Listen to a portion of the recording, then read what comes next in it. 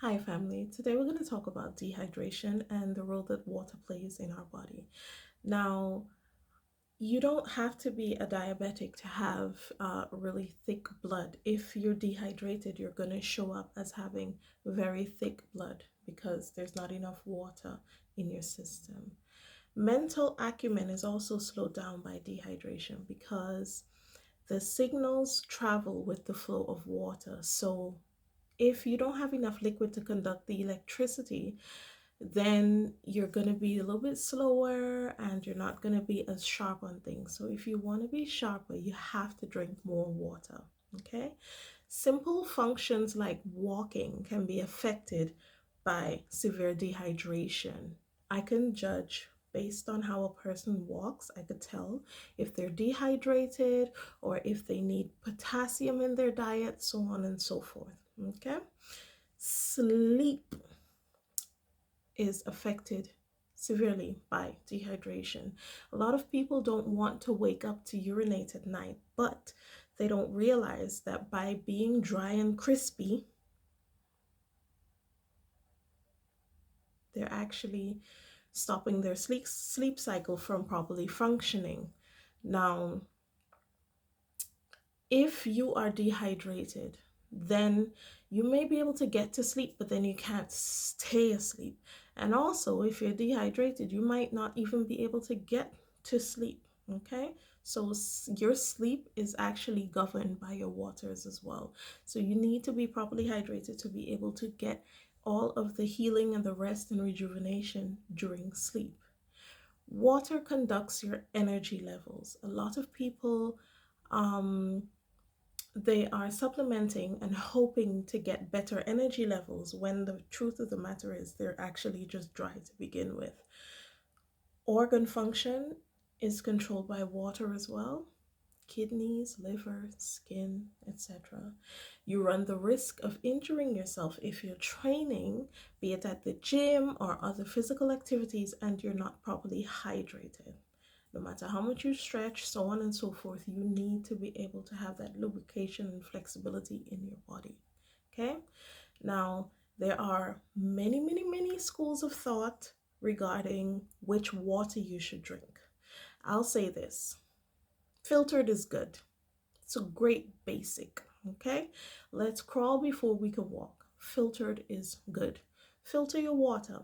Then you can add a pinch of sea salt because this helps to add electrolytes to the water so that the body can better use it. Okay, now I have a lot of clients that they do drink a lot of water, but it doesn't show up when I'm testing them to see how their body's functioning because their electrolytes are low. So for a period of time, I'm gonna have them add a pinch of sea salt into the water, right? Not regular table salt, please, because with regular table salt, there are a lot of particles, so on and so forth in it, and it's only about 40% real salt. Okay, so sea salt, Celtic salt, Himalayan salt, and black salt are all great replacements for standard table salt. Black salt, be mindful that it has a sulfuric smell, so it does smell like egg. That works well for cooking. Okay. So a pinch of any type of the other salts would be great. You can also add a couple squeezes of lemon and lime depending on what you can get your hands on, right? Um, this is great for digestion. It helps to raise stomach acid to a good level so that you can properly digest your food. And it helps with the liver function, kidneys, and also again skin, amongst many other things. Okay, so I just really want to get the idea across that a part of self care is drinking water and making sure that your body is able to use it properly. Okay, so your balance is also affected with water.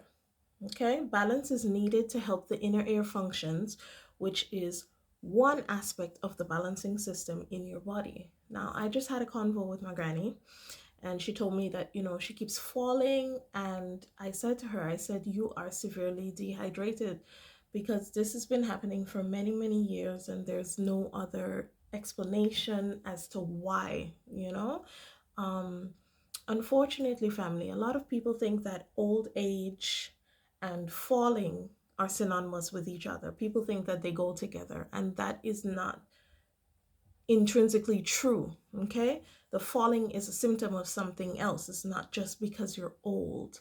And neither is vertigo, by the way. That is not something that just comes with old age. It comes with severe dehydration.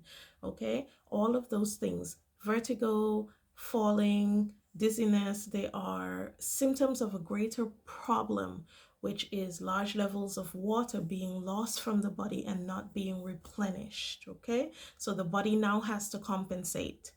Hence, dizziness, vertigo, tipping over, and slowly falling. My granny is a queen for falling slowly, honey. Slow falling, okay?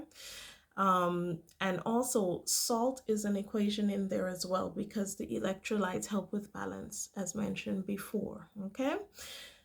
Last but certainly not least, water affects your mood, depending on if you're drinking it or not. And actually, I really think that mood is actually the first sign of health. If somebody's always in a bad mood, they're always snapping, they're not healthy, in my eyes anyway. Intrinsically, I think that people are very accurate at diagnosing things, but we've turned it into a joke. So, for example, when someone says, "You thirsty," if you're trying to get their attention really bad, or that you're trying to holler when the other party is not interested, when they say you're thirsty, the truth of the matter is, it's for real. It's for you. It's for you. You're thirsty. So you might want to go and drink some attention, some water, drink attention. You might want to go and drink some water before, right? Making the next move, just so that you're sure about what your intentions are. Because, you know, it is true. You have to be thirsty to be looking for attention when nobody wants to give it to you. Okay. So maybe the next time somebody tells you that you're thirsty, you should go and drink some water before making your next move. You understand me? All right. Now, I hope you found this video valuable, family. Have a good day. Toodles!